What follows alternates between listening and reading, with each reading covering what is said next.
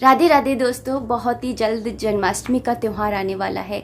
हमारे बाल गोपाल लड्डू गोपाल जी का जन्मदिन आने वाला है, उनका अवतरण दिवस आने वाला है। तो इस दिन विशेषकर आपको क्या लेकर के आना है, आज के वीडियो में मैं आप लोगों के साथ में यही बताने वाली हूँ। जैसे दिवाली पर हम दिवाली से पहले हम झाड़ू लेकर के आते हैं, कोई ना कोई ज्वेलरी या फिर कोई बर्तन लेकर के आते हैं, शगुन करते हैं। ऐसे ही हर त्यौहार का अपना एक महत्व होता है। तो जन्माष्टमी वाले दिन भी आपको उससे पहले ही आपको ये सारा सामान लेकर के आना है। ज़्यादा कुछ नहीं है, उनकी फेवरेट चीज़ें हैं जो आपको लेकर के आनी है। और आप ये तो हम सभी को मालूम है कि जो हमारे लड्डू गोपाल जी हैं, उनकी हर एक चीज़ के पीछे कुछ ना कुछ रीज़न छुपा होता है।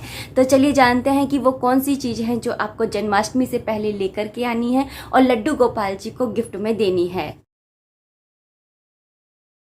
तो जिनमें सबसे पहली चीज़ है गाय। जी दोस्तों, आपको गाय लेकर के आनी। अगर आपके यहाँ पर जगह है तो आप गाय लेकर के आइए। आज के समय में लोग कुत्ता पालते हैं, यहाँ तक कि बिल्ली भी पालते हैं, लेकिन गाय कोई नहीं पालना चाहता, उनकी सेवा कोई नहीं करना चाहता। आप गाय लेकर के आइए और उनकी सेवा कीजिए, इससे हमारे लड्डू गोपाल जी बहुत ज़्यादा प्रसन्न होते हैं। लेकिन अगर आप गाय नहीं लेकर के आ सकते हैं, क्योंकि आप फ्लैट में रहते हैं या फिर आप सिटीज़ में रहते हैं, तो उस जगह पे आप गाय को नहीं लेकर के आ सकते। तो इस सिचुएशन में छोटी छोटी सी गाय जो होती हैं, पीतल की, चीनी की, मिट्टी की, इनकी गाय मिलती हैं, या फिर मिट्टी की भी, तो आप ऐसी गाय लेकर के आ सकते हैं। इन्हें कामधेनु गाय कहा जाता है।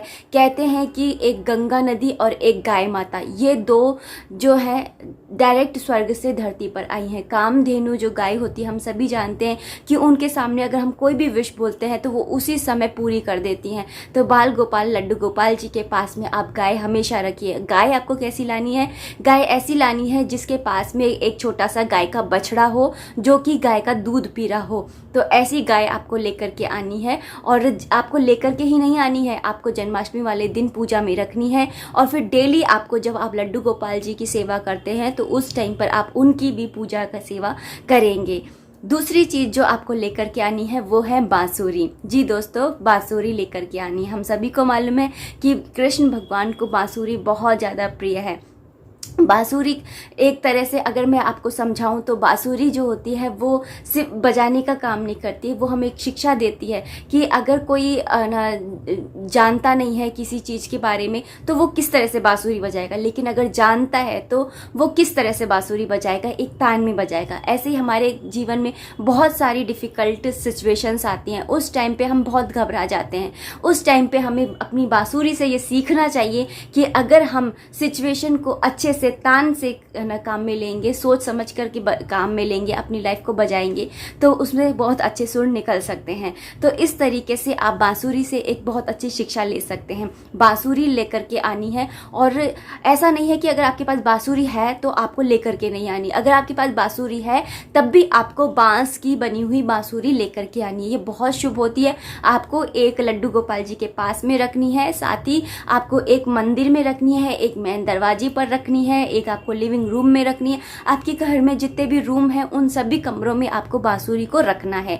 इसके अलावा तीसरी चीज़ जो आपको लेकर के आनी है वो है तुलसी माला। ये तो हम सभी जानते हैं कि भगवान श्री कृष्ण को तुलसा जी कितनी प्रिय हैं, उनके बिना तो वो भोजन भी ग्रहण नहीं करते हैं। तुलसी माला लेकर के आनी है। एक तुलसी माला आप खुद के लिए लेकर के आइए। इस दिन आप इनकी प्राण प्रतिष्ठा करके आप पहन सकते हैं तुलसी माला को। बहुत अच्छा शुभ दिन है। काफ़ी लोग पूछते हैं कि तुलसी माला कब धारण करें, तो आप जन्माष्टमी वाले दिन तुलसी माला धारण कर सकते हैं। इस दिन तुलसी माला को धारण करिए। आप अपने लड्डू गोपाल जी के लिए भी छोटी सी तुलसी माला लेकर के आइए। आपके घर में जितने भी सदस्य हैं उन सभी के लिए तुलसी माला लेकर के आइए और उनको पहनाइए।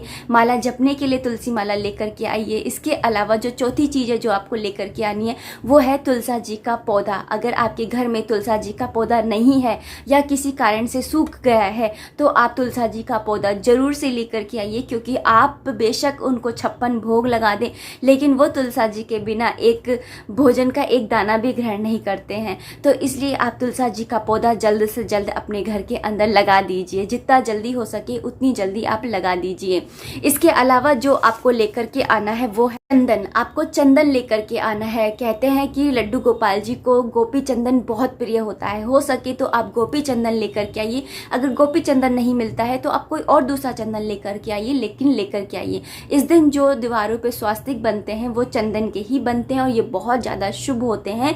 इससे आपके घर में पॉजिटिव एनर्जी पूरे साल भर बनी रहती है। इसलिए आप चंदन जरूर लेकर के आइए। उनको गोपी चंदन बहुत प्रिय होता है, क्योंकि उनकी जो गोपियाँ थी, जब श्री कृष्ण भगवान इस दुनिया को छोड़ करके जा रहे थे तो गोपियाँ भी उनके साथ में चल दी। उस समय जब वो जा रही थी तो उन्होंने जब अपना शरीर छोड़ा तो वो गोपी चंदन के रूप में बन गई। तो जितनी भी गोपी चंदन है वो सारी की सारी श्री कृष्ण भगवान की गोपियाँ ही हैं। और श्री कृष्ण भगवान को अपनी गोपियाँ कितनी प्रिय हैं ये तो हम सभी जानते हैं।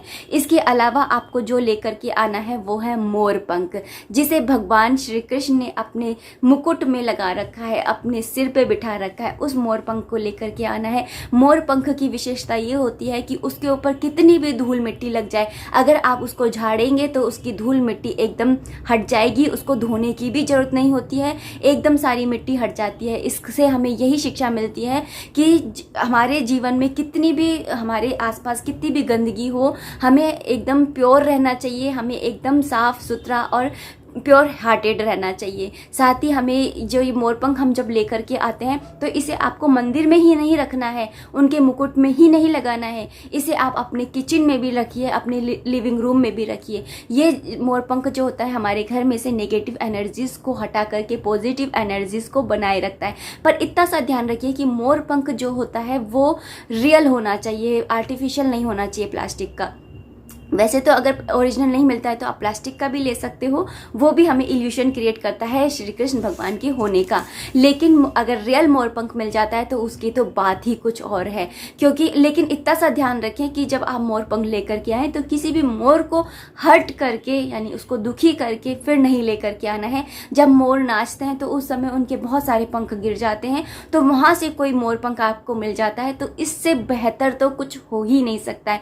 आपको मोरपंख लेकर के आना है। इसके अलावा जो आपको लेकर के आना है वो है कछुआ। जी दोस्तों, आपको कछुआ लेकर के आना है।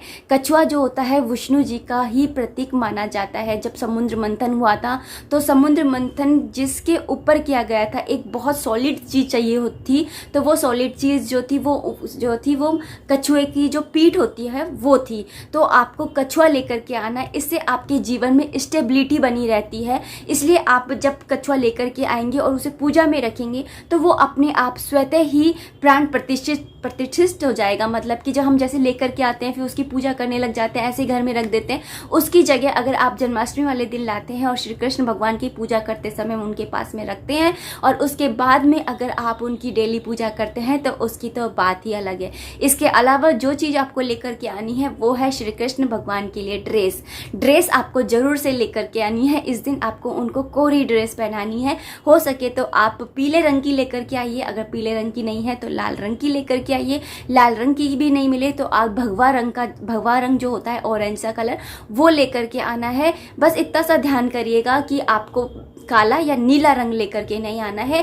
काला या नीला रंग अशुभ नहीं होता है। अगर आप ये कहें कि अशुभ होते हैं क्या, तो ये अशुभ नहीं होते हैं, बस ये एनर्जी को ना एब्जर्व नहीं करते हैं। और जन्माष्टमी वाले दिन कितनी अच्छी एनर्जी हमें मिल रही होगी और उस एनर्जी को अगर हम एब्जर्व नहीं करेंगे तो कितना गलत हो जाएगा। तो इसलिए आप ऐसे रंग लेकर के आइए जो एनर्जीज को ज़्यादा एब्जर्व करते हैं। तो ऐसा रंग है लाल, पीला, भगवा, इन रंगों को आप लेकर के आ सकते हैं। तो ये सारी चीज़ें अगर आप जन्माष्टमी से पहले लेकर के आते हैं तो भगवान श्री कृष्ण भगवान जो है आपसे प्रसन्न रहते हैं। आपके घर में पूरे साल भर पॉजिटिव एनर्जीज बनी रहती है, नेगेटिव एनर्जी आपसे दूर रहती है। घर के अंदर सुख, शांति, धन संपदा का वास रहता है। और वैसे भी कहते हैं कि जहाँ भगवान श्री हरि होते हैं वहीं पर ही लक्ष्मी जी का भी वास होता है। भगवान हरि के चरणों में ही लक्ष्मी जी का वास होता है। राधे राधे।